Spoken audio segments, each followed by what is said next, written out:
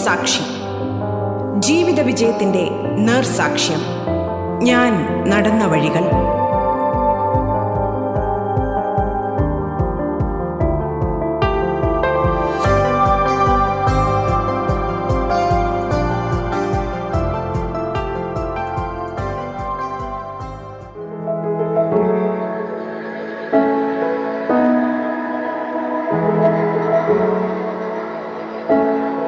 സമൂഹത്തിന്റെ വ്യത്യസ്ത തുറകളിൽ വ്യക്തിമുദ്ര പതിപ്പിച്ച പ്രമുഖർ തങ്ങളുടെ ജീവിതത്തിലെ വഴിത്തിരിവുകളും ജീവിത വിജയത്തിന് ആധാരമായ സംഭവങ്ങളും ഓർത്തെടുക്കുകയാണ് ജീവിതം സാക്ഷിയിൽ.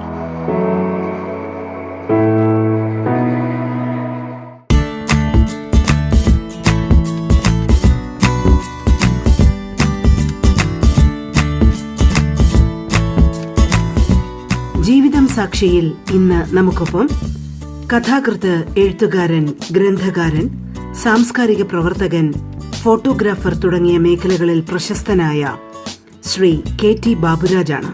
സ്വാഗതം ജീവിതം സാക്ഷിയിലേക്ക്.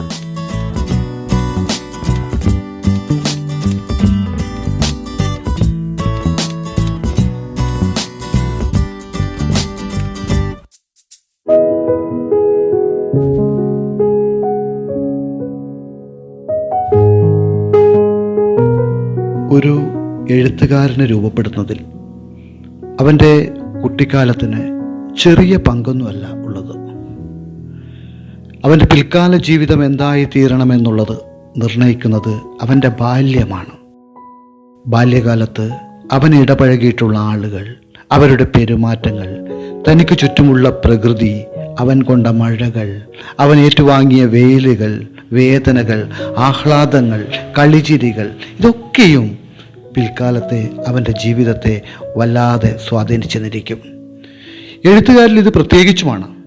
കാരണം ബാല്യത്തിൻ്റെ ഓർമ്മകളാണ് ഒരാളെ ഒരു കവി മനസ്സുള്ള ഒരാളാക്കി തീർക്കുന്നത്. ബാല്യത്തിൻ്റെ പുളിയും മധുരവും ചവർപ്പുമെല്ലാം അവനെ സ്വാധീനിച്ചെന്നിരിക്കും. ഞാൻ പറഞ്ഞു വരുന്നത്, എൻ്റെ പിൽക്കാല ജീവിതത്തെ സ്വാധീനിക്കുന്നതിൽ ഏറ്റവും മുഖ്യമായ പങ്ക് വഹിച്ചതും എൻ്റെ കുട്ടിക്കാലമാണ്. ഞാനിപ്പോഴും എഴുതാനിരിക്കുമ്പോൾ എൻ്റെ മനസ്സിലേക്ക് ഞാൻ അനുഭവിച്ച കയ്പിൻ്റെ ചവർപ്പുകൾ കുടിച്ചു വറ്റിച്ച ബാല്യകാലത്തിൻ്റെ ഓർമ്മകൾ ഇങ്ങനെ തികട്ടി വരും. ഒരുപക്ഷെ എൻ്റെ എഴുത്തിലേക്ക് ഞാൻ നടന്നു വന്ന വഴികൾ കടന്നു വരും. ആ വഴികളൊക്കെയാണ് നമ്മൾ പിന്നീട് പകർത്തിവെക്കുന്നത്. വലിയ സാഹിത്യ പാരമ്പര്യമൊന്നുമില്ലാത്ത ഒരു കുടുംബത്തിലാണ്, ഒരു ദരിദ്ര കുടുംബത്തിലാണ് ഞാനൊക്കെ ജനിച്ചു വളർന്നിട്ടുള്ളത്.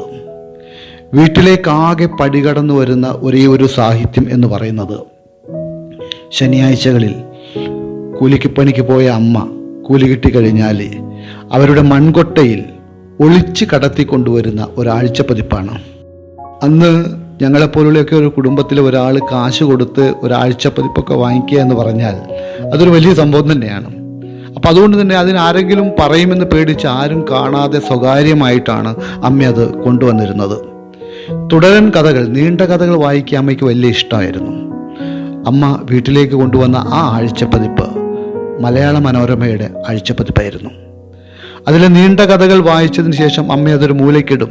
അമ്മ അത് കയ്യിൽ നിന്ന് താഴെ വെക്കുന്നതും കാത്ത് ഓടിച്ചെന്ന് ഞാനതെടുക്കുകയും ഞാനതിലെ ബോബനും മോളിയും ഫലിതബന്ധുക്കളും വിക്രമാദിത്യനും വേതാളവും ഒക്കെ വളരെ രസത്തോടെ വായിക്കുകയും ചെയ്യും. സത്യത്തിൽ ഒന്നിലോ രണ്ടിലോ പഠിക്കുന്ന ഒരു കാലമാണെന്ന് ഓർമ്മിക്കണം.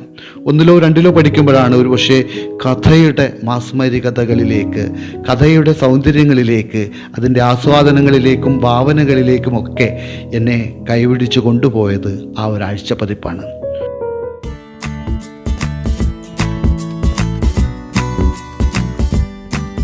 കഥാകൃത്ത്, എഴുത്തുകാരൻ, ഗ്രന്ഥകാരൻ, സാംസ്കാരിക പ്രവർത്തകൻ, ഫോട്ടോഗ്രാഫർ തുടങ്ങി വിവിധ മേഖലകളിൽ പ്രശസ്തനായ KT ബാബുരാജ് സംസാരിക്കുന്നു. ജീവിതം സാക്ഷിയിൽ ഇടവേള.